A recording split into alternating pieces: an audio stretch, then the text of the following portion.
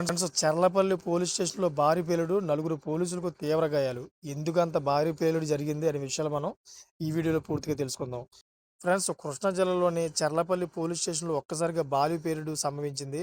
ఈ ప్రమాదంలో ఒక ఎస్ఐ సహా నలుగురు పోలీస్ సిబ్బందికి తీవ్ర గాయాలయ్యాయి.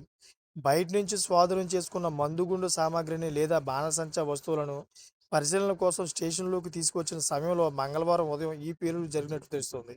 గాయపడిన వారిలో ఎస్ఐతో పాటు పోలీసు వాహన డ్రైవర్ దుర్గాంజనేయులు, ఇద్దరు కానిస్టేబుల్ ఉన్నారు. గాయపడిన పోలీసులను వెంటనే స్థానిక ఆసుపత్రికి తరలించి చికిత్స అందిస్తా ఉన్నారు.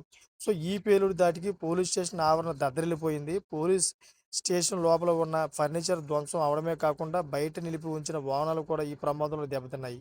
సో, చుట్టుపక్కల కొంత దూరం వరకు భారీ శబ్దంతో పేలుడు సంభవించడంతో స్థానికులు సైతం పోలీస్ స్టేషన్‌కు చేరుకొని సహాయ చర్యలు పాల్గొన్నారు. సమాచారం అందుకున్న వెంటనే చర్లపల్లి సీఐ కేశవరావు ఘటనా స్థలానికి చేరుకుని పరిస్థితిని సమీక్షించారు.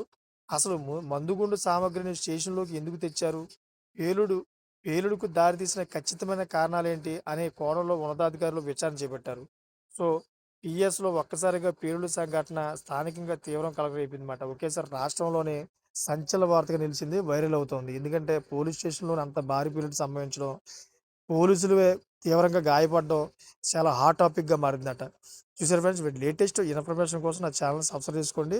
గంట బెల్ ఆల్‌లో పెట్టుకోండి. ఎప్పటికప్పుడు నా న్యూస్ చూస్తా ఉండండి. Thanks for watching friends.